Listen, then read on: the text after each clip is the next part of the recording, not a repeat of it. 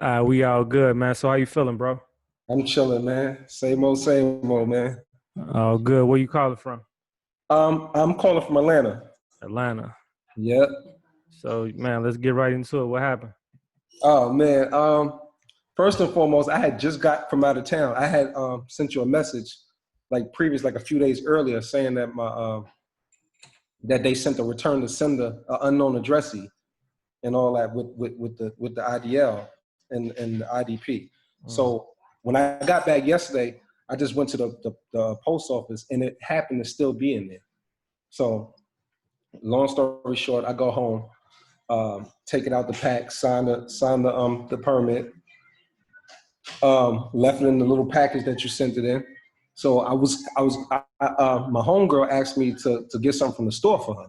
So I go to the store. This is about probably like 10:30, 11, and the store is like right up the street. So I go to drive to the store. I didn't even realize that my registration had expired in February. I didn't even know it. So I go in the store, come out the store. As I'm coming out of the store, the cop is coming the opposite way of the way I'm going back. Busts a U-turn, gets behind me, throws the lights on. He comes to the car. He's like, you know why I pulled you over? I'm like, nah. He's like, your registration is expired. I'm like, no, it's not. I'm like, it's not expired. He's like, yes, it is. I just ran it, and it said February 2020. He's like, let me get your license and your insurance, proof of insurance. But see, me, like I kind of got nervous because I done had bad interactions with them, with the police. So I'm thinking to myself, I'm like, should I give them my real license? But I'm like, if I give them my real license, I'm just putting myself in their jurisdiction. So I'm like, you know what, fuck it. I'm just gonna give them the IDP and the IDL, and then I gave them that, and then I handed them my nationality paperwork and my UCC1. He like, all right, give me a second. He goes back to the car. He wasn't even in the car for 30 seconds. Comes back like, I'm sorry, sir. You have a good evening. Didn't give me a ticket. Didn't give me and my windshield was cracked, mind you. Didn't tell me to go get my car registered, anything. No Just told me question. have a good evening. But I just wanted to tell you, that IDP and that IDL is the truth. Like that shit is real. Excuse me for cursing and all that, but you know. Oh no. We need the content to stay real. We don't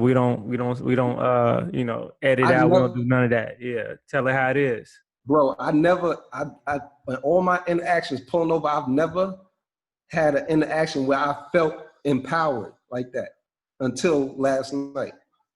And it just felt different. It felt good. And like I've been a believer, but this right here really like popped my cherry to this. You know what I'm saying? So Hmm. it's making me want to know more and want to learn more and study more. So, I just wanted to give you, you know what I'm saying, give you my testimony and let you know, like, Man, it's appreciate that. I mean, that's ironic that you literally just picked it up and had to use it, bust it out the the same same day. night, man.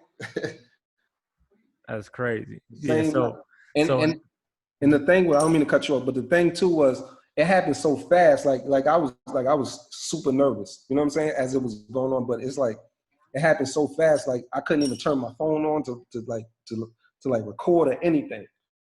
But Mhm. that stop didn't last for more than 30 seconds Mm, after he took my information.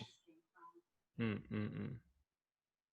Yeah, man. I mean, it's a lot of, even at the, testimonial at the testimonial, you still got the same non-believers and, haters and I don't know how you can get around, the proof in the pudding. But I mean, we don't got to explain ourselves. We ain't got time to be because we out here actually moving and demonstrating. So we just keep it Listen, that moving. shit that shit is right and exact. Like I ain't even gonna lie.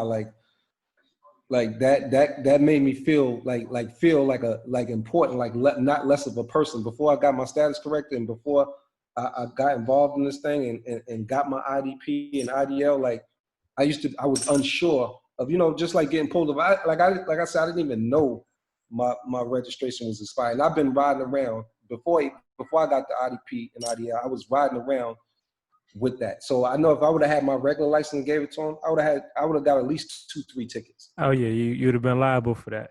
Yep. Now, actually, you still was, had a possibility for liability, or assumption of contract because if you because of the vehicle or the automobile was registered to your name, right? But I have it as collateral in my UCC. So you at least did that. Even still, Mm-hmm.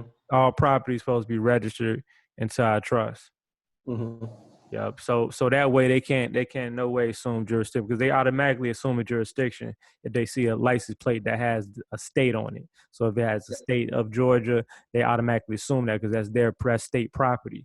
So it automatically assume jurisdiction over the property that you operating in.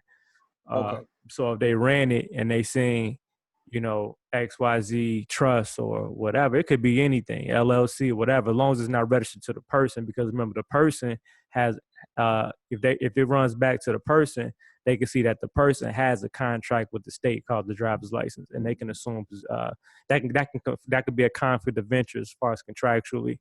But it's just my job to to lay those disclaimers out and to let us know. Let's not get comfortable. Let's tighten it up even more. You know what I'm saying? Let's put even more icing on the cake.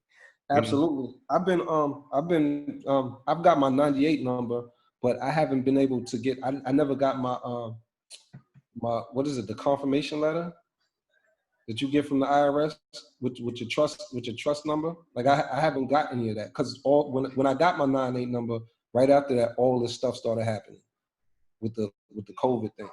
Oh yeah. So you gotta wait till they open back up, and probably, well, if it don't show up, you're gonna have to give them a call back and have them reissue it.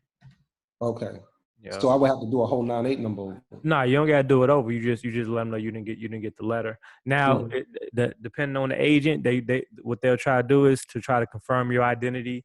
They're gonna try to tie you right back into that entity personally with that straw man. Try to get you to give them a social security number and all the other stuff. But stand on your square. You know what's what. You know what's not. If the agent is not compliant, then you just hang up and get on the phone with another one. But Absolutely. ultimately, only information you need is the entity name, and the address, the mailing address, and the date it was formed and stuff like that. And then they should be able to reissue that letter. Okay. Yep. So man, appreciate the testimonial. Yes, brother. I ain't gonna lie, man. Whoever ain't got one, they need to jump on it, because it's real. You know what I'm saying? Man, we ain't gonna beg them, man. Pretty soon we gonna shut the doors a little bit anyway. So I mean, it is what it is, Yeah. I just wanted to tell you, man, I appreciate you, man, for everything you did, and that shit is like a remedy. That was a real remedy for me. Yeah. I'm just, like I said, I'm not law enforcement, but we do have insiders, that are law enforcement. It's been analyzed on many levels of security, and I don't know, man. That shit, we put a lot of weight on that, So whatever the fuck they see, they know better. It's like it's like, okay, man. That was the fastest traffic stop I've ever been in. Yeah. Super quick. Yeah. Not even 30, about 30 seconds. Yeah. So it is what it is. So man, appreciate you, bro. So let's keep. Yes, sir. Yep. Peace. Stay in tune. Yep. Yes, sir.